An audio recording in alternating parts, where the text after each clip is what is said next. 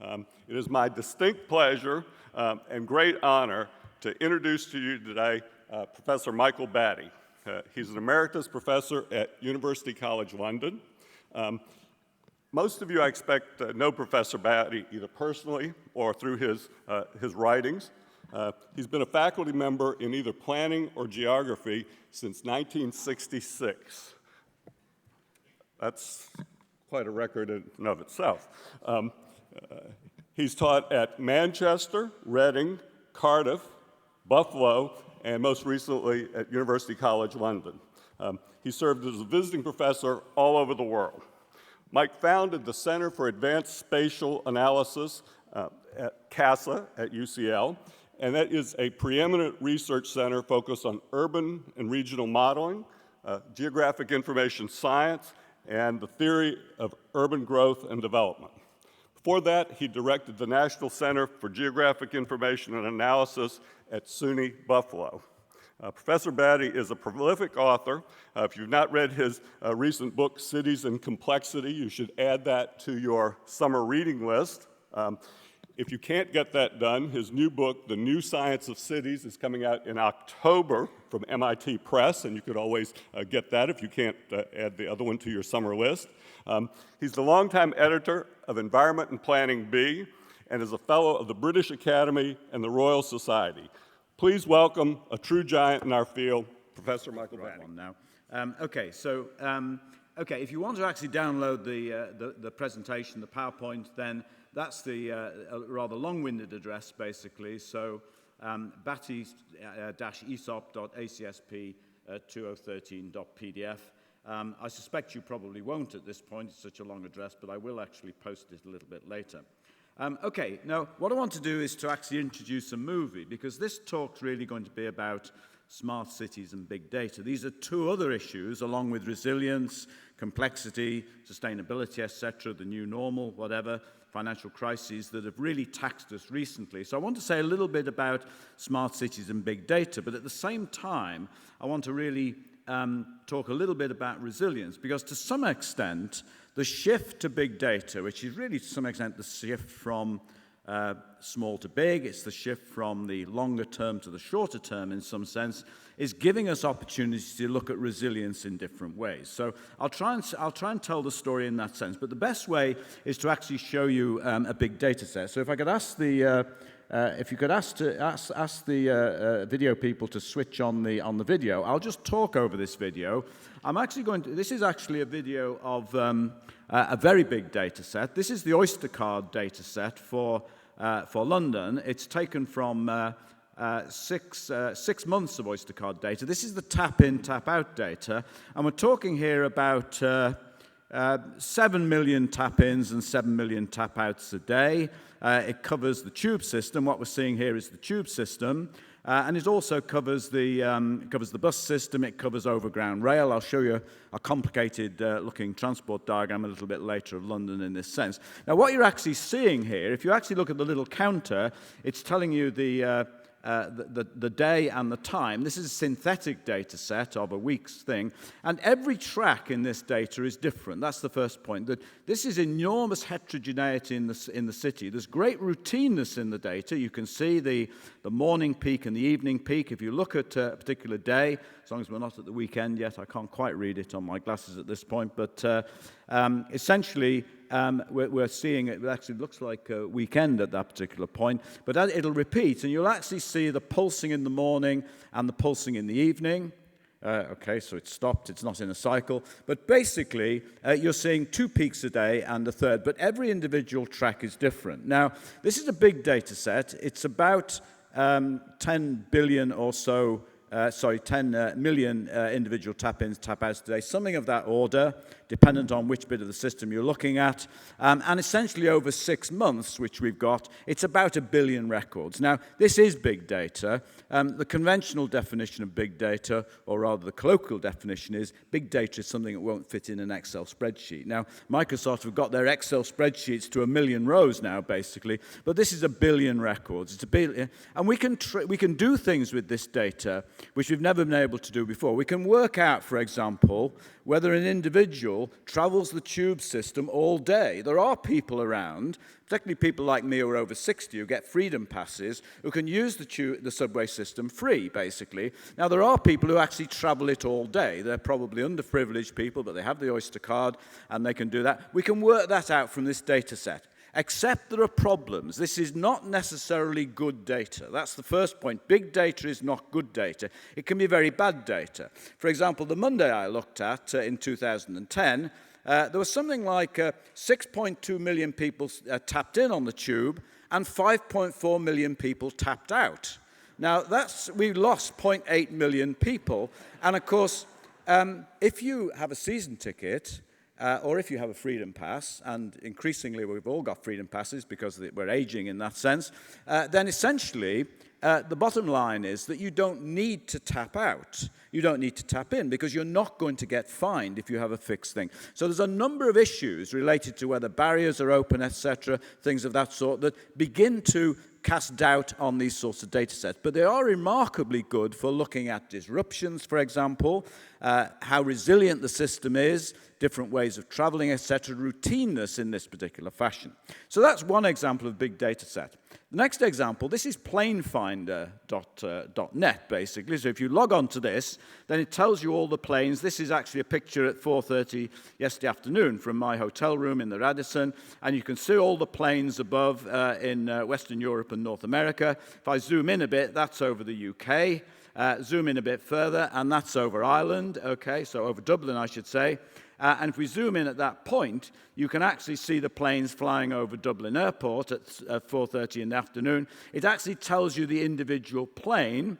You can also work out, of course, these unnamed planes, which are probably a little bit off the radar in some sense, but you can actually look at tracks and so on. Now, this is big data too, because this is data all the time. It's data that's probably Planefinder are actually caching the data, they're storing it in that sense, but it's data that tells us about transportation. Now, a lot of big data is about transportation. It's about using sensors which actually pick up fine-scale locational detail and fine-scale temporal detail in some sense. And the point I'm making here is that big data is changing the focus, that many people who are beginning to look at cities are interested in big data, and they think of cities as things that happen in the next 5 minutes or the next 5 hours, not the next 5 years or the next 50 years. And that's changing and distorting the way we look at planning. Now, here, for example, is the impact of this thing. This is, if you take the Heathrow Express to Terminal 5 from central London, then you immediately see this particular sign, big data. It's plastered all over the airport. It's obviously designed for business, etc.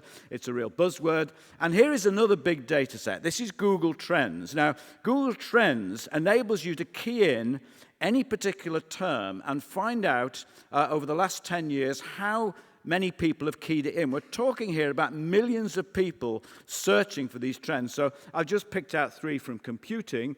Big data is the red, which is rising, but is that, I can't read the damn thing. Complexity, I think, or cloud computing, big data, and Web 2.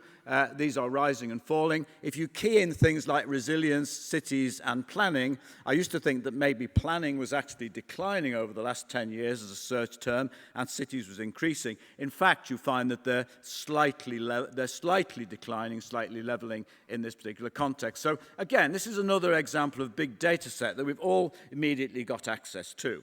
Okay, now let me shoot on very quickly and tell you the themes. I'm going to race through these fairly quickly. There's 2 main aspects to this talk. One is changes, big data, short times, fine spatial scales, the next 5 minutes or the next 5 years. A lot of what we've thought about in cities and planning over the last 50 or 100 years is really about the next year or the next 5 years or the next 50 years, but this notion about the immediacy of life, which is not just to do with big data, it's to do with a whole range of communication technologies, it's to do with technologies in that sense, is really changing our focus. Now, that's quite taxing, I think, for a whole range of reasons. Many of our theories about cities tend to be over the long term, not the short term. They're over the 5 years or the 50 years, but not the next 5 minutes. So this is one of the themes that runs through the talk. The second issue how do we articulate resilience in urban systems? Now, Susan mentioned a number of these terms: complexity, redundancy, robustness, yet fragility.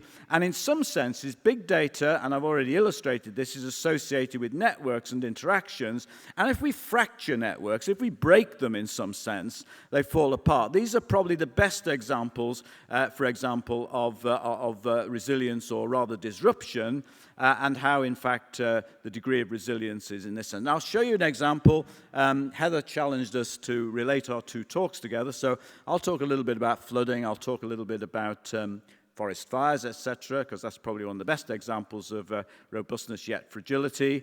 And I'll talk about the new normal, all things that Susan brought up. I'm not going to talk about the structure of the economy in some sense, although I might mention the financial crisis, because a good deal of this network thinking, which is central to resilience, can be related to how banks, etc., and financial institutions interacted or didn't interact with each other in a sense, and the rest of the population in that way. Okay, and then I'm going to race through some examples. The London Oyster card data set I've shown you, but I'll show you a little bit more about that. I'll look at a simple system. In our group, we have an expert who has all the public bike systems that are all online over the last 3 years. There's about 100 of them so far. I'll then look at long and short-term flooding. We did a project with the Tyndall Centre for Climate Change. Tyndall, in fact, was an Irish physicist named after him, and the Tyndall Centre had a cities project, and that really enabled us to look at flooding in London. What happens if the Greenland ice cap melts, as it may well do, or is doing? We're talking then about 5-metre sea level rises in the North Sea, etc. That's an extreme over the next 50 or 100 years. 100 years, in fact, is about a 1-metre rise, but that's quite significant in some sense. And then I'll talk about big disruptions in infrastructure, again from our Tyndall Cities thing, Olympics, Crossrail in London, and finally about regional breakdown, phased transitions. One of the interesting issues in Britain for the last 100 years is the regional disparities in some sense, and I think that to an extent resilience is important here, but also so is big data, so is data about connectivity. Okay, and then finally, okay, so changes in big data. I've really said all of this. This is this focus on the short term. Big data is largely, but not exclusively, based on massive volumes. Terabytes of data over very short time spans, seconds probably, at very precise spatial scale, centimeters, etc. These are GPS. This is what you get from Twitter feeds, things of that sort, Facebook and so on. A whole range of things from our Oyster card data, very precise spatial scales, very precise times in that sense, and streamed in large volumes over time. That once, for example, we have this big data, and once it begins, then it only really ends when we switch off the sensors. I think it's important to note that some of this big data will probably not last. The sensors will change and will be subject to much the same things as we've been subject over the last 100 or more years in terms of conventional data. So it's not all good, and this is, again, another message of this particular context. There is this shift from equity to efficiency. To some extent, our thinking about cities in general has been more to do with equitable things as well as efficient things, but the shift to big data is pushing us towards efficiency at an individual level rather than an aggregate population level in that sense.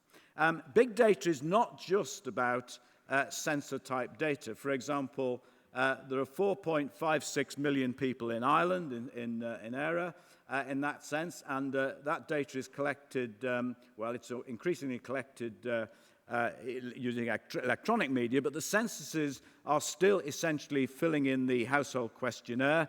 That data, of course, would not fit in an Excel spreadsheet. Of course, we couldn't get access to it because of privacy and confidentiality at the level of individual records, but indeed the census agencies have that. So big data is not just sense data in that sense. It's really any data in a sense which taxes us in terms of thinking how to deal with it. The other feature, of course, is big data is taxing us in terms of our methods. That if you think about statistics, regression analysis and so on, if you look at all the books on statistics, they tend to deal with sets of observations that are 100, 500, 1,000.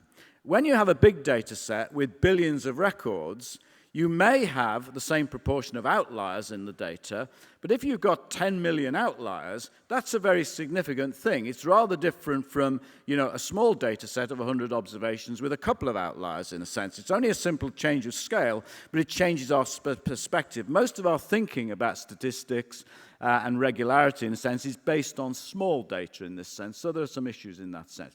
Okay, very quickly then, issues about resilience in urban systems, complexity, redundancy, robust yet fragile. In some senses, the best really paradigm for thinking about resilience is in terms of networks. Now, we've seen some examples of networks, and we'll see a lot more in a moment. But essentially, if we break the network, then this leads to a disruption. And of course, networks tend to be redundant. That if you look at ways of traveling through a network in big cities, for example, then there are often many different ways of traveling in that sense. So to some extent, you can see that if we break the network randomly, then in general it will be robust. People will actually move and interact in different ways. But if we target certain things, then the network can be truly broken. So to some extent, network science is really about redundancy in this particular context. Now, Susan mentioned that this is a very popular term, resilience, that the book I had a quick look at recently, Zolli and Healy last year, this is taken from the book's cover. The reviewer in Time magazine, who I don't know who it is because it's basically taken from the cover, he or she said, in the 21st century, disruption is going to become the new normal in ways that we can't even predict. All we can do is to learn to bounce back better in some sense. Now, in a way, I suppose thinking about the short term, thinking about bouncing back better in some sense, is quite coincident, perhaps accidentally, with the idea of big data, the idea of smart cities in that sense. Okay, so science of resilient systems is in the making. It comes out of things like complexity theory. It's coming out of network science that has been developed largely in physics, but to a lesser extent in statistics and to a lesser extent in sociology over the last 10, 15 years. It's the science of small worlds, tipping points, weak ties, key hubs, catastrophes, bifurcations, order effects, infinite repercussions, and so on through space and time. It's the science of phase transitions. It's the science, really, of heart attacks and societal collapse. All of these things, to some extent, really relate to how networks are stitched together. And transport, of course, is central in this context. We can peel back the layers, and the same logics really apply from everything, I think, to the financial crisis to the spread of epidemics. So this really, to some extent, is the challenge in thinking about how cities pertain to these issues. My favorite example of I suppose, network breakdown is the M25 orbital road. Apparently, the Highways Agency in Britain took over the motorway system about 5 years ago, and it was reported recently that the Highways Agency have never seen a day in the last 3 years when that road hasn't been disrupted, and we're talking about moving the traffic off. It's the greatest traffic jam in Western Europe, of course, the M25 orbital road around London.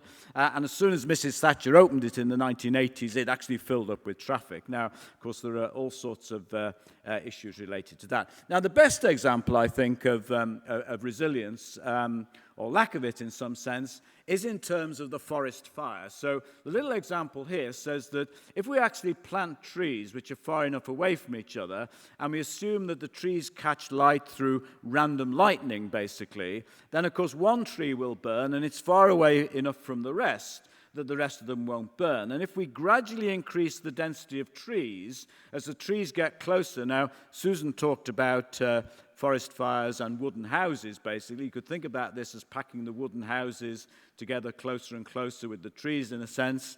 Those of you from Berkeley, think about the Berkeley Hills or Santa Barbara, the hills at the back where where houses did catch fire, in offense, in recent history. But nevertheless, if you pack these trees together, there comes a point which is called the percolation threshold, and it's actually worked out as 59%. If you cover the area with 59% of trees randomly, and something strikes one tree, the chances of the forest burning through, as it were, not all down necessarily, but burning through, are extremely high. Below the percolation threshold, the fire will not burn. And it has all sorts of messages to firefighters and foresters and people of that sort, in a sense. But it also is, in a sense, a network effect. It's all about networks. It's about how connected things are in this particular context.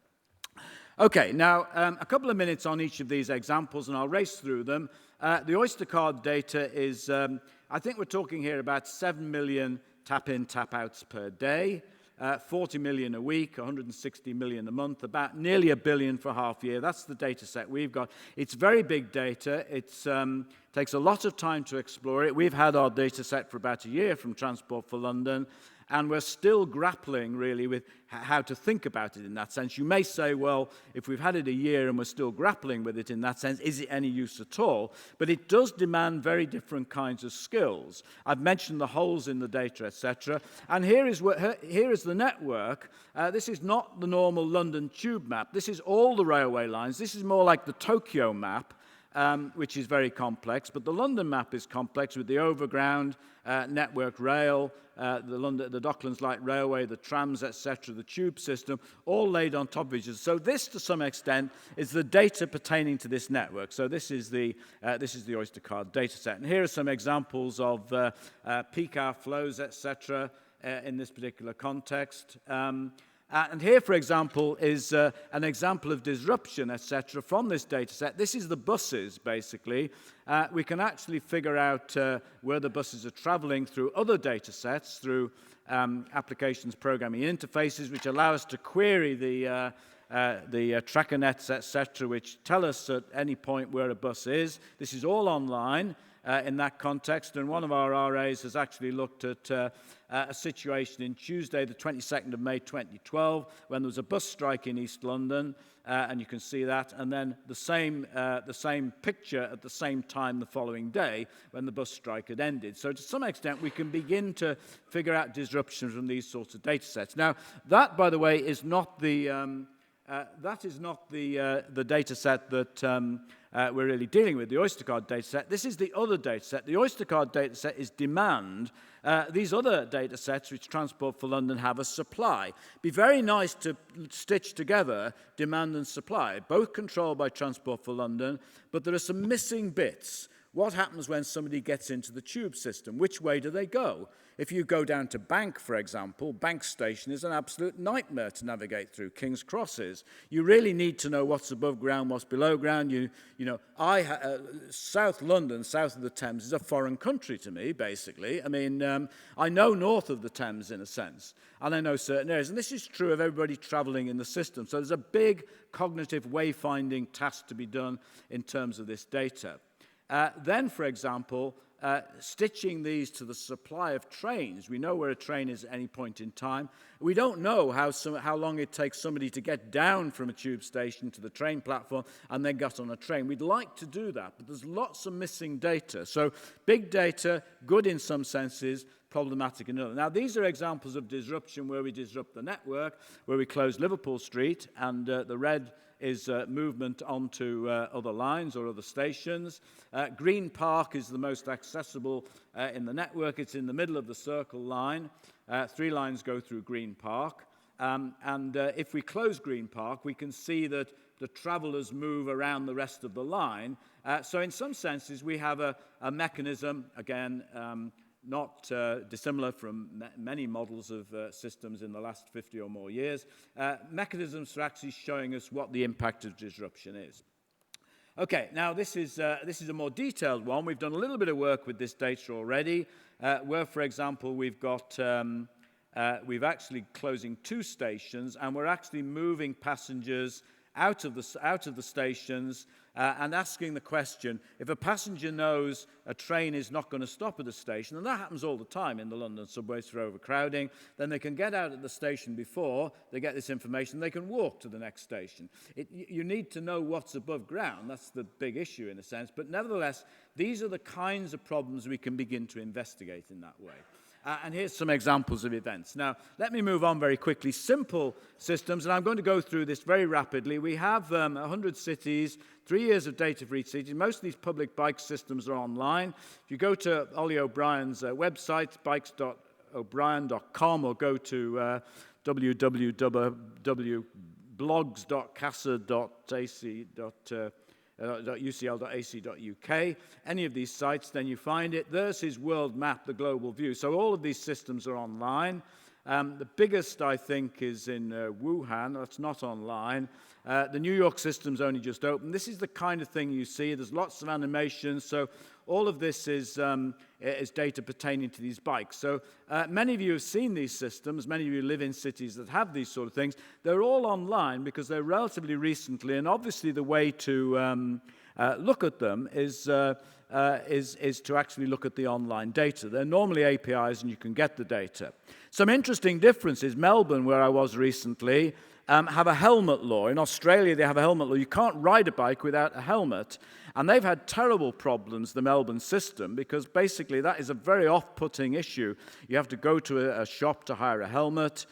They've now abolished the hire, so you can get one free, but you still have to go somewhere to actually get the helmet. So there's lots of idiosyncrasies in these systems that pertain to this. Now, there's a whole variety of stuff here, and I'll point you in the end to the example. We've done lots of analysis of this. There are a number of apps that tell you about what's available, but Ollie's site, as it were, in that sense, enables you to look at any point at one of these 100 sites around the world and see what's actually happening, in a sense. So they're real-time updates in that sense. Now, our Barclays Cycle Hire, which is financed by Barclays Bank, of course, the cycle has been extended from something like 5,000 bikes originally to something like 7,000 or 8,000 bikes. There's a movie. I'm not going to show it, by the way, to the video guys. I'm not going to show this next movie on cycles. I don't really have time, but this is the historic map. One of the features, and I'll just say this, that one of the features about central London, this bike scheme is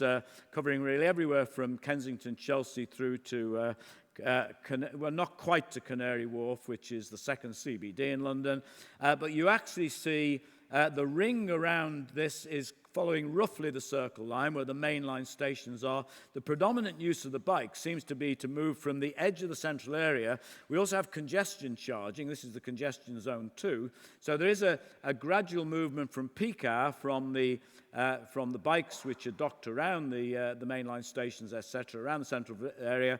And if I showed the movie, you'd see the pulsing effect, which is a spatial effect, in a sense, in terms of these bikes. This is Miami Beach, and then we have a variety of flow systems. One of the features about this bike stuff, it's very interesting, is that one of the problems is the first half hour is free in London, and a lot of people put their bikes back in the same dock. It's like an intra-urban trip, in some sense, an intra-dock trip. That doesn't happen on the tube system. Very, very few people tap in and tap out at the same tube station. You wouldn't have traveled otherwise, in a sense. So this data is quite different in some sense, and we don't know where people go. They have much more flexibility in going through the road system, and we have a much bigger mix of tourists and workers using these bikes, so some big challenges. Okay, now I'm very conscious of time here, and I'll spend another 5 or 7 minutes and finish it off. But I want to show you a rather different problem which relates to resilience, and that is from our Tyndall Cities project. We've had a project over the last 5 or 6 years led by Newcastle Civil Engineering Department, Newcastle upon Tyne, and the various bits on this block diagram show you the integrated assessment we've put together to look at flooding in London, essentially. The Moses model is a geodemographic model built by Leeds. The UK input-output model is built by Cambridge Econometrics, a spin-off from Land Economy at Cambridge. The Lutemum model, LUTM, Land Use Transport model, we've been responsible for that in London. That's the fine area model. It's a classic Lowry-style cross-sectional static model. It's a little bit different from the Lowry model. And then the Newcastle people have a GIS model. We're scaling down. There's an emissions modeling thing. And then the flood models are used by the hydraulic engineers. Now, all of these groups of people have different skills. To do it at all, we have to have these skills. These are some pictures of the land use transport model. So we're using lots of visual technology to get over not only to our stakeholders, strong stakeholder content, but also to our interdisciplinary colleagues from other disciplines who need to experience, in some sense, what we're doing in that sense. And here, for example, is another related thing from this particular model. Now, if you could show this, if you could click on this, the video guys, click on the flooding video, and what we'll actually see, when you click on this video, do I got to go to the next slide?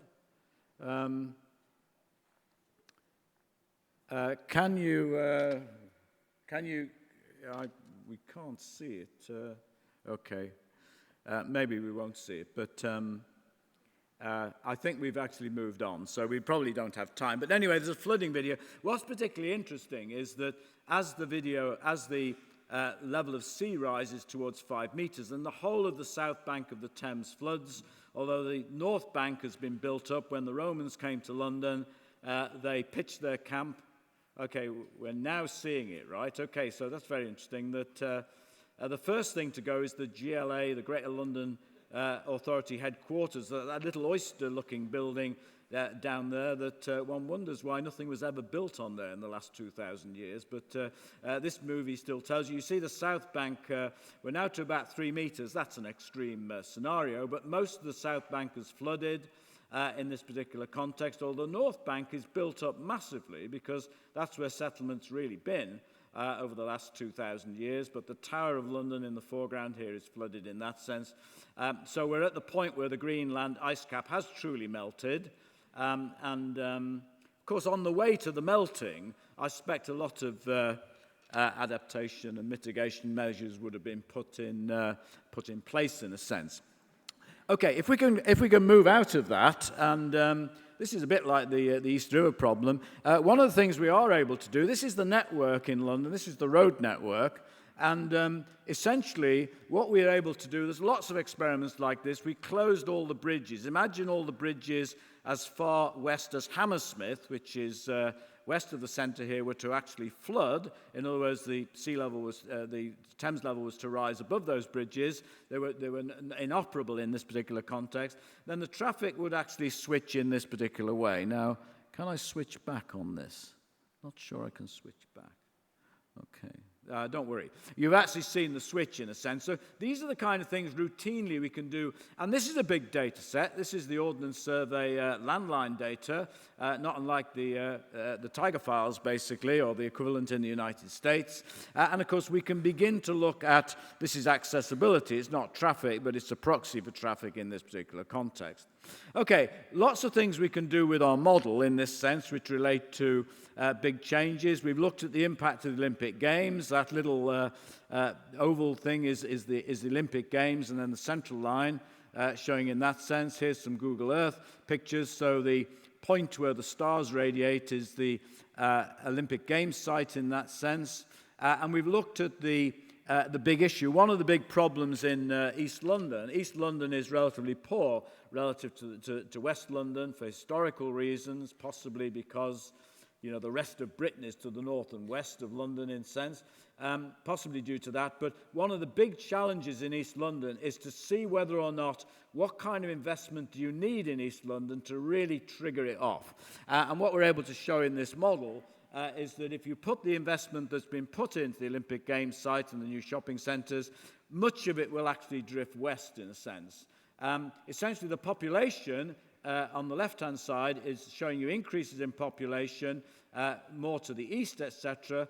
But the actual redistribution, the shift, essentially, is more to the west. So people will actually, work there, but actually live in the west for a whole range of historical reasons. So you really need a big jump start. That's the reason why the East London Airport, the new discussion again about the third, or is it the 10th London Airport, or whatever it is now, the third London Airport is actually in the east. If you put this kind of investment in the east, will it actually give the spillover effects to revive the east in some sense, or will it actually simply drain things out? This is the $64,000 question we've been looking at. And this is Crossrail. This is a high-speed rail from Maidenhead to Stratford. being dug under central London. It's been in prospect for the last 30 years. It was supposed to open at the Olympic Games, but it's missed that target. It'll open in 2018. But it will actually change things quite radically. So to some extent, our Oyster card data, this is going to be useful to thinking about the impact of this new high-speed underground rail, basically, in that sense. Again, how it's priced, etc., could be an issue.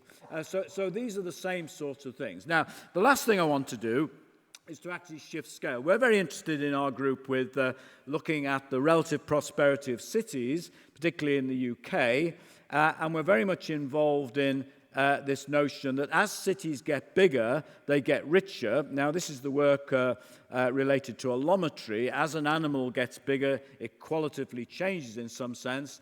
The people at Santa Fe, Jeff West and Louis Betancourt, have worked on this for a number of years, and they've demonstrated in the United States with the 356 MSA data, 356 metropolitan areas, that essentially, as a city changes in size, if a city doubles, then essentially the income would increase by something like 115%. So in other words, there's a superlinearity. It's what Marshall called agglomeration economies in some sense. Now in Britain, we don't find this. One of the interesting things about Britain is for a whole range of historical reasons and possibly policy reasons, Manchester, Liverpool, Leeds, Edinburgh, etc., do not scale superlinearly. As these cities get bigger, they don't attract more income. London is a complete outlier. It's sort of almost detached from the rest of Britain in this particular context.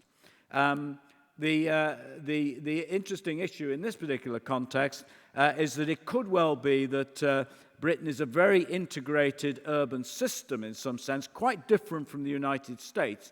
And these indicators are giving us this issue. So what we've been interested in doing is partitioning Britain in this sense. This is a map of accessibility. For accessibility, and you can see London is massive in that sense, accessibility, we do get superlinearity. We get increases, more than proportionate increases in accessibility as we actually scale up.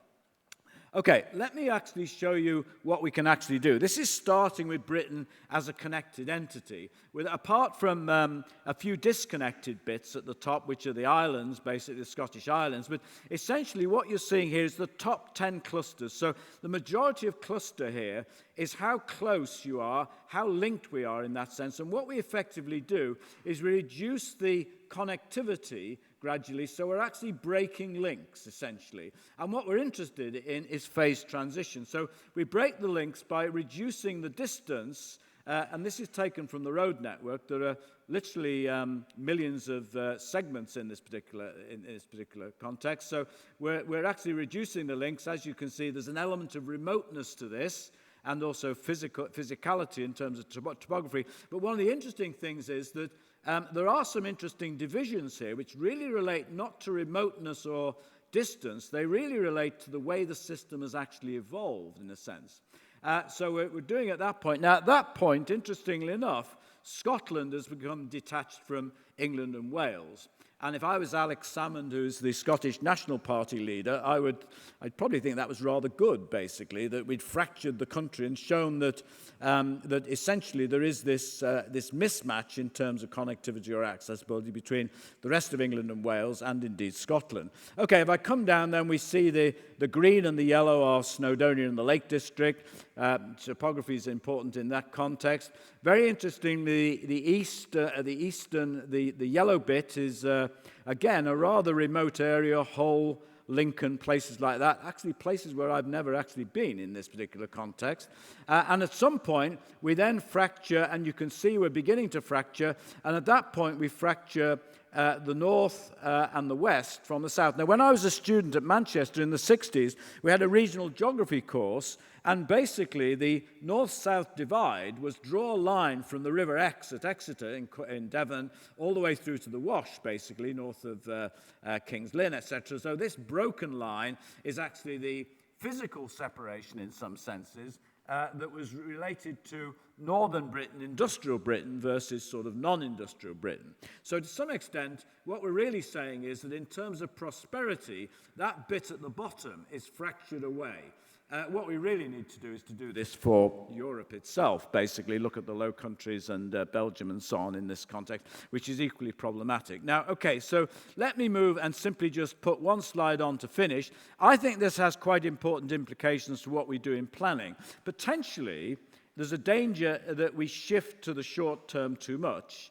But of course, none of this implies that we should do that. It implies that, in a sense, we're getting different perspectives on the city and potentially planning and intervening in the city from the short term all the way through to the long term. So you could argue that big data, this kind of thinking, is beginning to redress the balance in some sense.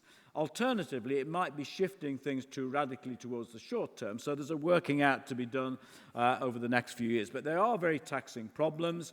Here again is my coordinates, but the spatialcomplexity.info, and I will post this later today and give you an intelligible link. So you just go to spatialcomplexity.info, then I'll put a little link on the site which actually takes you to the PDF if you need it.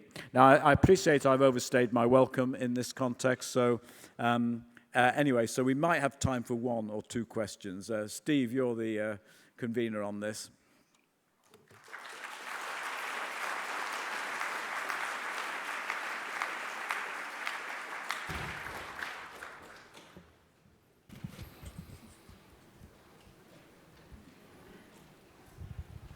Thank you.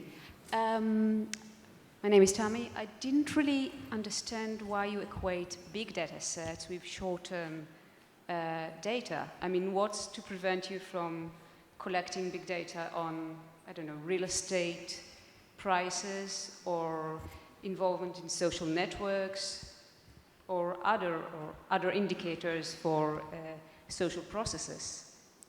Okay, I think there are lots of, I mean, I looked at really transport data. I didn't look at energy data, which is another, as soon as we start wiring our houses and these becoming available, from utility bills, etc., we'll get data of this sort of level, which would be short term.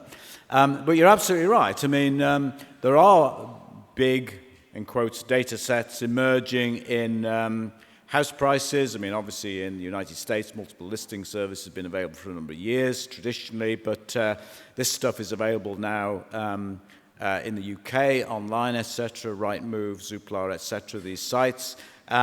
It's probably going to be some time before some of the more financial data sets become available spatially, but I think we are in for a time in the next 10, 15 years when we are going to see many different types of online data sets emerging, which indeed will, inform us much more about the kind of questions that we're interested in. The point about the short term versus the long term is that, of course, the short term actually will become the long term as these data sets are collected over much longer periods. So 10 years worth of Oyster card data, we will be able to see, in principle, how things change over that period. We'll be able to look at secular trends that are relating to locations and so on and movements.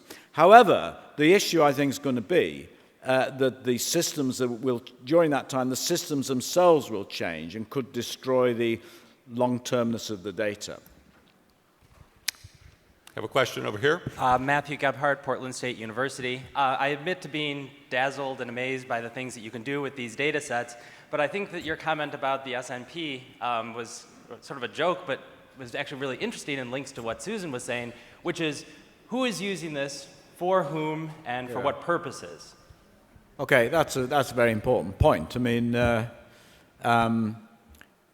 Transport for London, for example, which is a public agency, and I believe them in this sense. I don't think they're using it to inquire into people's detailed behavior. They don't have much data on attributes, of course, because you can just go to a kind of tube station or a bus station and buy a card like you can here.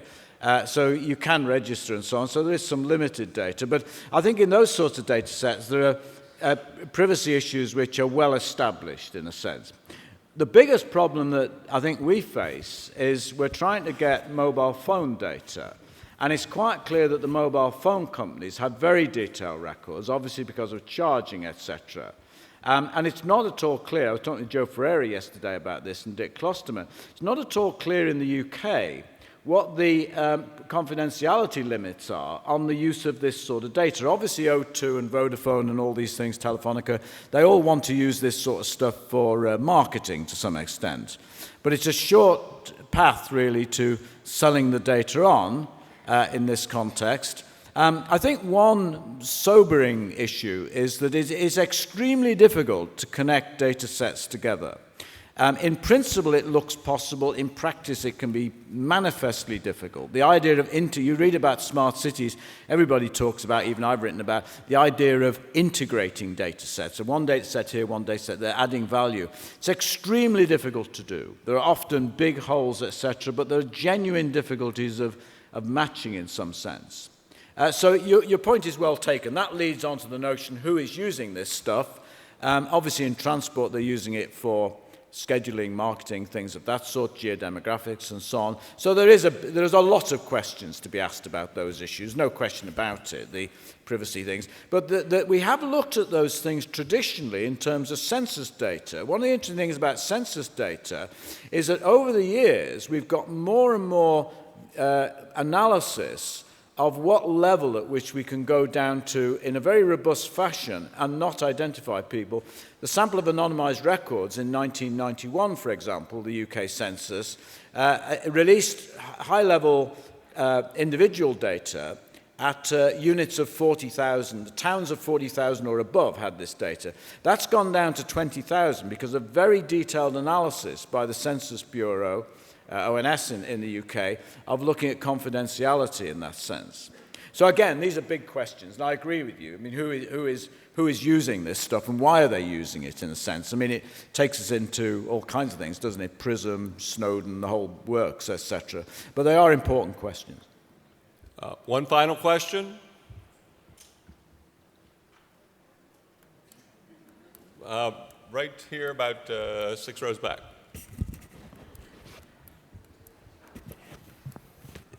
Hi, my name is Başak. Mike, I wanted to tie this in with the previous talk. How do you think big data can help us reach to vulnerable groups, and maybe talk about some things you've been doing at CASA for that? Yeah. Well, I mean, at the level of geodemographics, then I think there's a lot of interesting things happening at that level. We've done some work in our group, or some of the guys have, on analyzing Twitter. Now, of course, we could have a debate about Twitter, right? Only 5% of the Twitter stuff is actually GPS-enabled in some sense. 95% isn't. But the stuff they've done is very interesting. They've looked at languages in Twitter. That's pretty uncontroversial. It can even be controversial languages, especially if you use gobbledygook. Gobbledygook in some of these translators can come out as some particular variant of Fiji or something like that, I don't know. But in other words, they've looked at languages and the distribution and patterns and matched it with other ethnicity issues. And that's interesting because potentially some of these data sets can inform, along with many other data sets, issues about, you know, ethnicity, demography, poverty, and things of that sort. More interesting, I think, is the prospect, and this is where we're back to the previous question about confidentiality, more relates to things like immigration. There's this wonderful statistic that in the borough of Slough, which is quite close to the airport, there were more people, more families claiming child benefit in 2005 than there were children in the 2001 census in Slough. And this was because large numbers of people come into Slough at the airport, asylum seekers, things like that, and get hooked up to the... And data on that, I think, would be potentially very useful in a sense. But it's fraught with difficulty. But I do think these are big data sets that are being collected routinely. That's the key thing, that the velocity of collection is very fast, very, very rapid in that sense. Well, I regret we did not have the time to really bring the two talks together and look for the intersections and synergies between the two. Zaritza's got a couple of housekeeping issues. As she comes up, please help me in thanking both our speakers today.